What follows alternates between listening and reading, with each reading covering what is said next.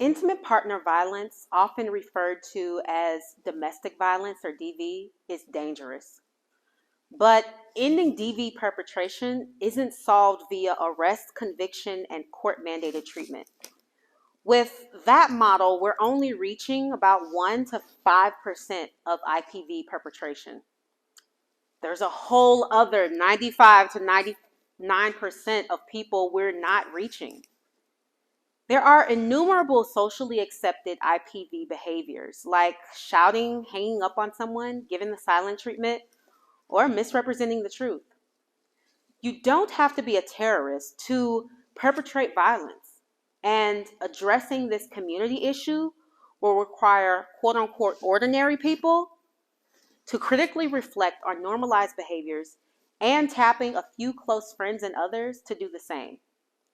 When most folks think about IPV or domestic violence, they picture physical acts under a particular set of circumstances.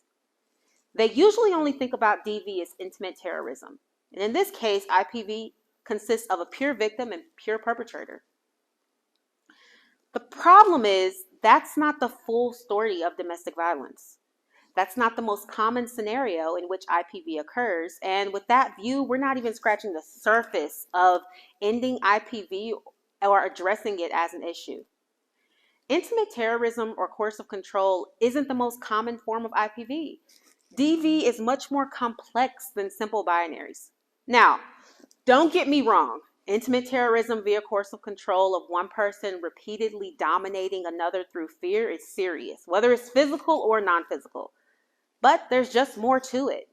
And DV also involves violent resistance to control, like retaliation, mutual aggressive combat, or situational violence, where the goal is to control a situation, but not a person in their entirety. Let me share a personal story, and this is just between us virtually. I went to couples therapy recently with the intention of getting my husband together. As we talked about our ups and downs, going through ebbs and flows, we inevitably described common behaviors when dealing with conflict or simple daily life. In one session, after I shared something I commonly did, the therapist, and she's an amazing therapist, said, "Oh my goodness, Maxine, that is so manipulative. I have never clutched my imaginary pearls so tightly." And the priceless look on my husband's face. Boy, oh boy, that is a whole other talk.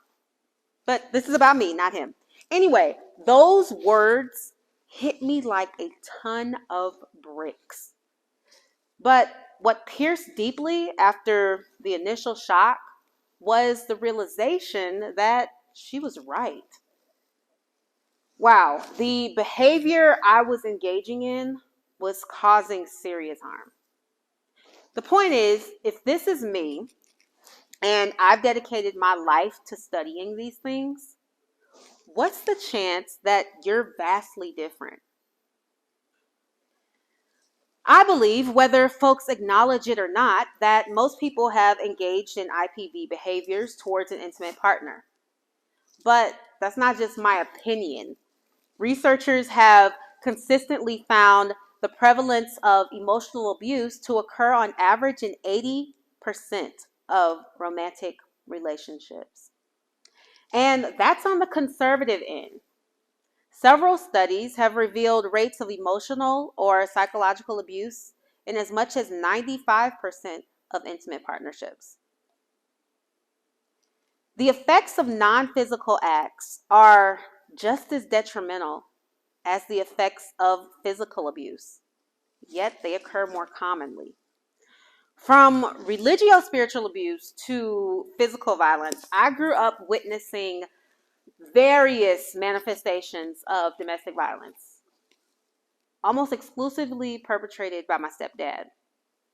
However, my question focused on why does my dad do that instead of why doesn't my mom leave? I decided that I would dedicate my life to helping people stop acting abusively and to discovering the interventions that actually work. I also vowed to never do such things. But then I ended up doing that mess anyway. As a person who grew up witnessing domestic violence, there are two things I know. One, the biggest thing survivors want is for the abuse to stop. And two, the non-physical abuse leaves scars that take longer to heal than the physical ones. Take for a moment and think about the worst thing you've ever done to a romantic or intimate partner. Go ahead, actually name it to yourself. Decide upon a specific word that represents that moment. Maybe it's a place, a smell, a color. Whatever it is, now think about naming that word to the person sitting next to you, or the last person you texted, or dropping it in the comments.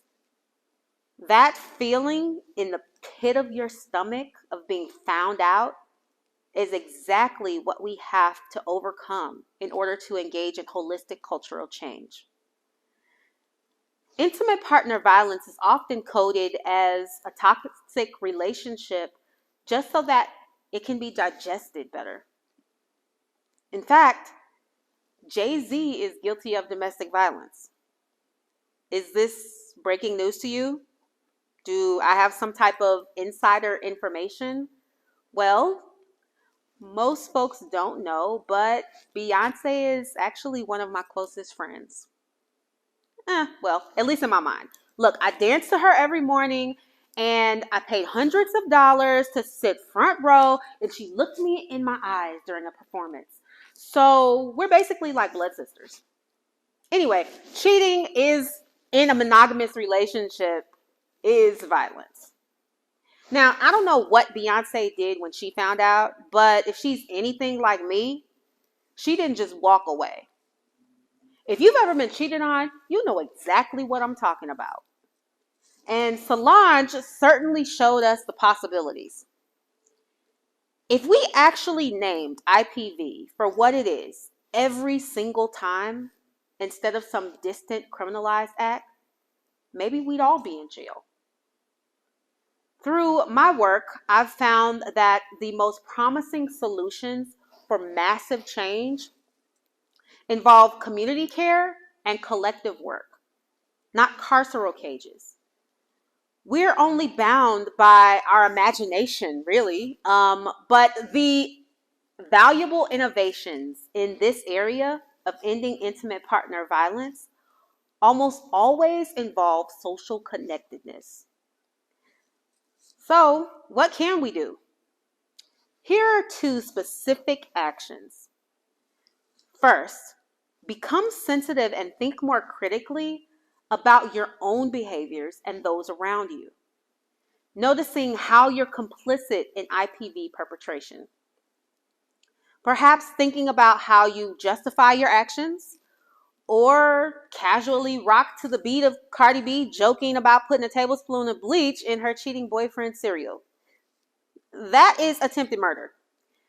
Now, am I going to stop listening to Cardi B right now? Probably not. But do I listen to her lyrics with an ever-evolving lens and bring it up for others' reflection? Yeah.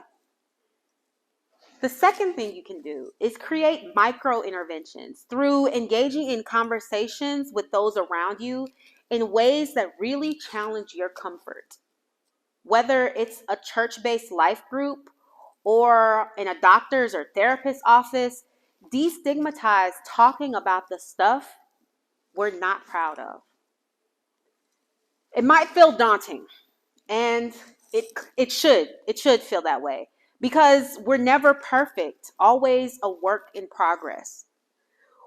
You've really only failed after you've heard this message if you ignore the idea that domestic violence is all around you and negate that you have an active role in ending and reducing it. Yet, it's vital to emphasize that individual abstinence is not the solution.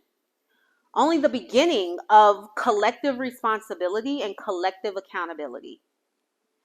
Maybe that happens in a small group at faith communities. Maybe you craft a playlist of hip hop songs that condemn acts of IPV and use that as a tool to start a conversation with your crew.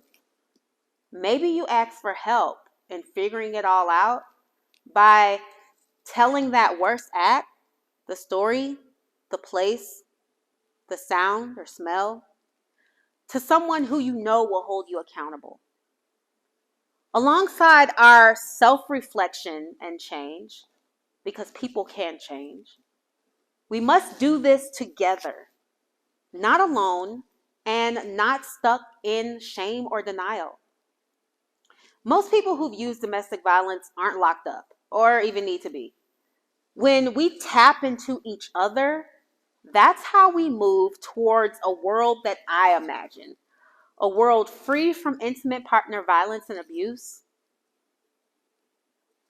So go ahead and help me reach the 99%. Thank you.